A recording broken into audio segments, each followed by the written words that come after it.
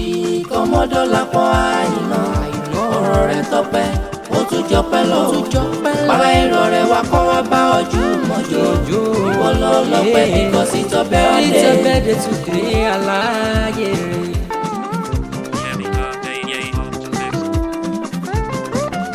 Abike Omodalapo àìná happy birthday to you, mo kí ọ káàbọ̀ sọ́dún tuntun rẹ̀. Àyájọ́ ọjọ́ bí rẹ̀ gangan lè ní jẹ́ and 7th of July ìtàbáláyé rẹ̀. Happy birthday to you, happy birthday to you, Omodalapo Abike, happy birthday to you.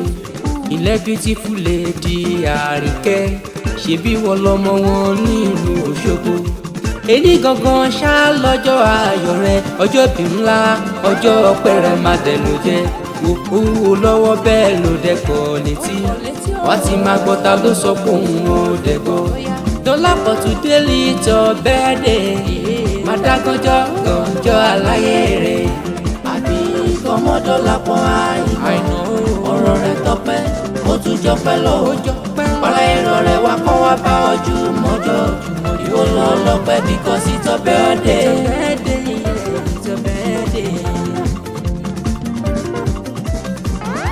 Ààrẹ Ọlánìkẹ́ ló kéde mi lónìí o,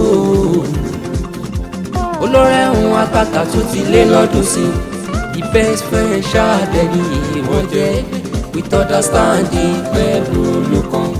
Ó ní ọ̀rẹ́ bí irú rẹ̀ máa ṣọ̀wọ́n gidi. Dọ́lápọ̀ ìgbà ọdún kan ni.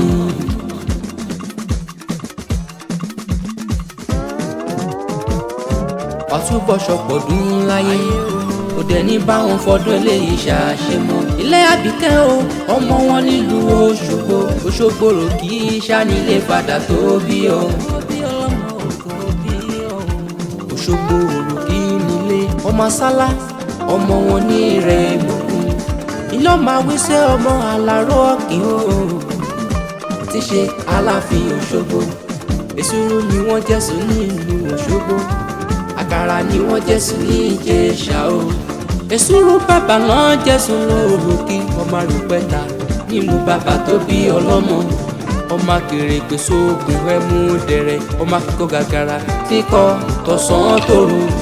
Ọmọ Òṣogbo òròkí ẹlẹ́yẹlé, aró tí bẹ lóṣogbo ṣáni Òṣogbo fi ń wuni. Ọ̀ṣun tí bẹ nílùú Òṣogbo ṣáni Òṣogbo fi ń wuni lọ.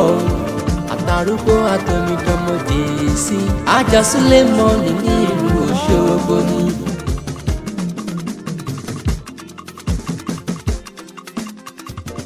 Omodalapo Abike káàbọ̀ sínú ọdún tuntun rẹ̀, mú kí ọ kú oríire.